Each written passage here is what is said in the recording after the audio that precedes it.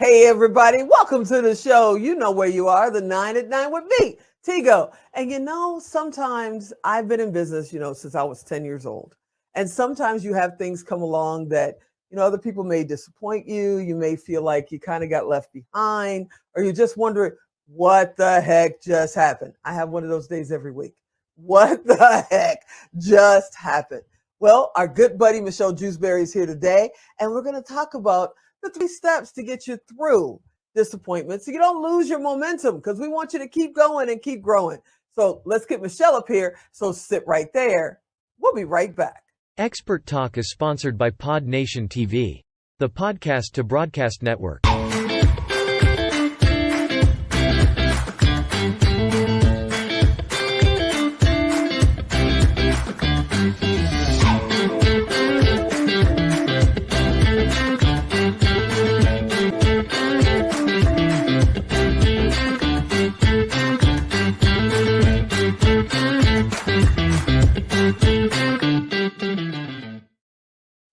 Yeah, you heard me right. We all have those moments. We do. In business, in life, in relationships, where disappointment happens sometimes. And I know that sometimes I just need a little help. So when I need a little help, I call one of my friends, one of my family members, and say, hey, what should I do? How should I handle this? And one of the best to go to is my good buddy, Michelle Jewsbury.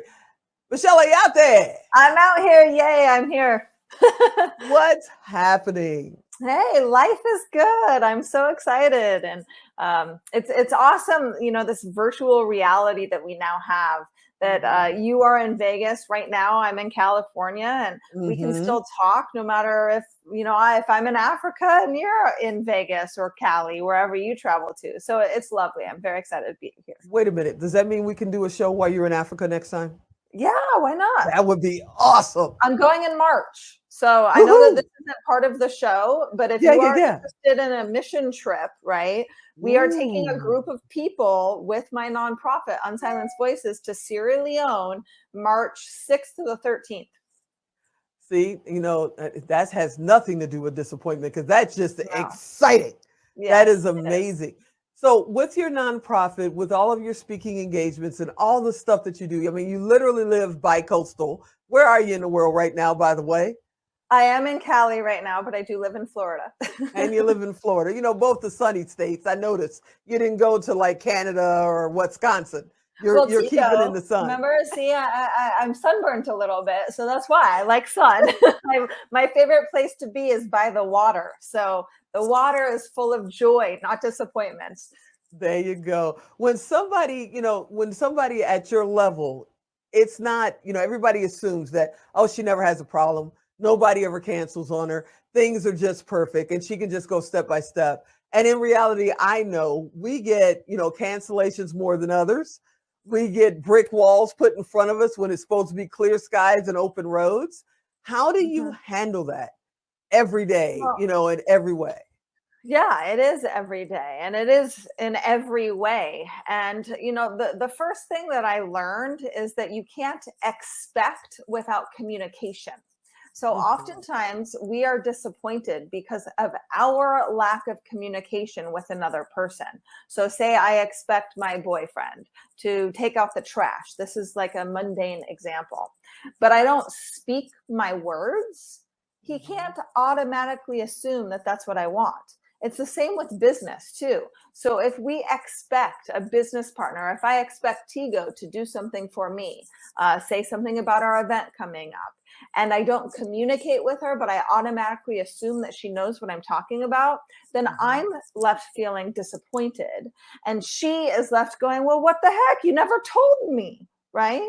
So the crystal ball wasn't working today. her 8 ball, right? Yeah. What is Michelle Jewsbury thinking? But it is so true. How often do we actually go through expecting something of somebody else without communication? Now, Tigo, you want me to just kind of jump right into the other steps as well? Well, of course. I told you before, I could just hand you the keys, just, wave at me when you're ready. No, go ahead. Jump right in. I'm Yep, like, yep. hey. So I actually just spoke at an event not too long ago with Greg Reed.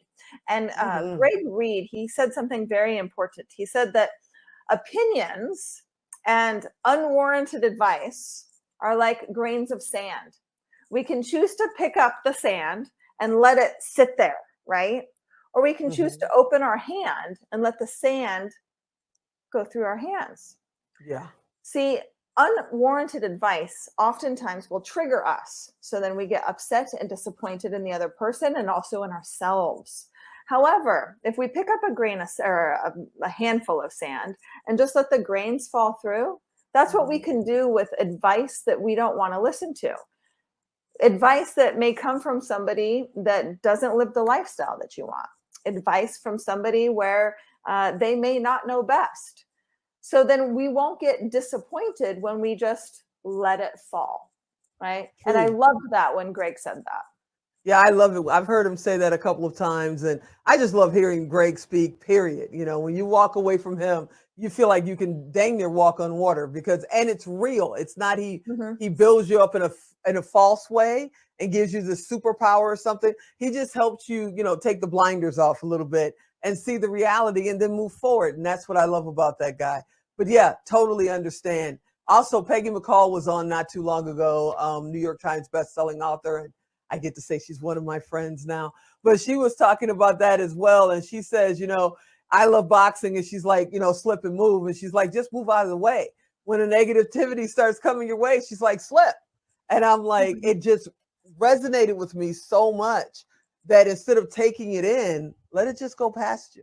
Yeah, You know, exactly. let it get away from you. And that's the same thing that he's saying about the saying. Okay, I'm going Yeah, to shut it up is. because you got two more to go. No, no, no, no. I only have one more to go. Remember, there's only Okay. three. So I love Okay. it. So the last one is probably the most difficult part about Mhm. overcoming our challenges, overcoming the disappointments that we face, but it's cutting ties, right? I know that that Ooh. sounds very drastic and harsh.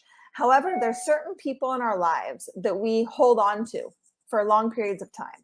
So I'm going to Yeah. give you a brief example of when I was with my abuser. You know, I was involved in an Mhm. abusive relationship for over 4 years, and I stayed with him well longer than I should have knowingly. Like I knew when Mhm. I was involved in that relationship that I probably should escape this relationship. It's not good for me. And it wasn't until I was able to finally reach that breaking point to leave. Well, it's the same thing with friends, family members, associates that we may know that they walk into the room and all of a sudden the lights go dim. Why do Mhm. we want to associate with them? We can decide. We have a choice. Life is a choice, especially if you live in America, right? You can choose whether to associate or not to associate.